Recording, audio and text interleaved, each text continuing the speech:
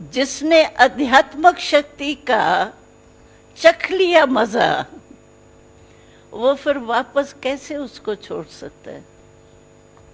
ये तो बहुत मुश्किल बात है।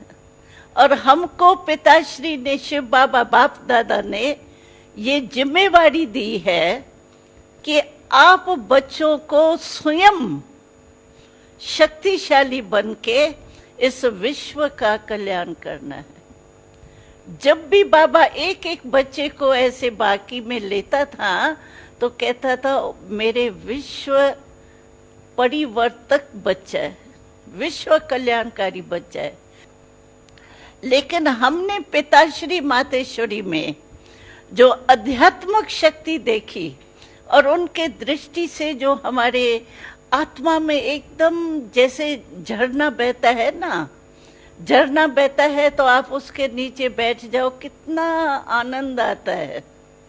ऐसे अध्यात्मक शक्तियों का जैसे झरना हमारे मन में, आत्मा में महसूस होता था। जब इतना अनुभव हमने कर लिया तो हम अध्यात्मक मार्ग छोड़ के फिर संसार में कैसे जाएंगे? हमने कहा नहीं, हमको बाप दादा ने जो सेवा दी है वो हम नहीं छोड़ सकते। हमको बाप दादा ने यानी परमात्मा ने और माध्यम ब्रह्मा बाबा ने, हम ब्रह्मा बाबा को भगवान नहीं कहते हैं, कई मिसअंडरस्टैंड करते हैं।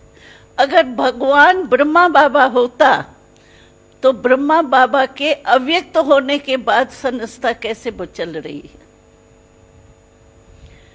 कभी भी देखो, हम जो हिस्ट्री सुनते हैं तो संस्था का बढ़ा जाता है तो संस्था में थोड़ी गड़बड़ हो जाती है। लेकिन आपको मालूम हो, जब से ब्रह्मा बाबा अव्यक्त हुआ है उसके बाद हमारी विदेश में कोई सेवा नहीं थी। ब्रह्मा बाबा के साकार होते विदेश में कोई सेवा नहीं थी, और अब सारे 5 ही देशों खंडों में हमारे कई सेवा केंद्र हैं। तो ये कौन चला रहा है? ब्रह्मा बाबा तो साकार में तो है ही नहीं, तो चलाने वाला निराकार परम पिता परमात्मा था जिसने ब्रह्मा बाबा को माध्यम बनाया। हम मनुष्य को कभी भी भगवान नहीं मानते हैं, क्योंकि मनुष्य का, वो कहते हैं, भगवान कहता है मैं अकाल मूर्त हूं, अजूनी हूं, अजन्मा हूं। साकार मनुष्य तो समझो ब्रह्मा बाबा का जन्म भी हुआ, मृत्यु भी हुआ, अजन्मा कैसे हुआ? कोई भी मनुष्य जो है वो जन्म लेगा तो मृत्यु भी तो होगा ना। तो हम परमात्मा जो मानते हैं वो निराकार ज्योति स्वरूप परमात्मा मानते हैं। बाकी माध्यम ब्रह्मा बाबा जरूर था, और माध्यम की भी महिमा है, क्योंकि परमात्मा जिसको माध्यम बनाता है उसकी भी तो कोई विशेषता होंगी तब तो बनाया ना।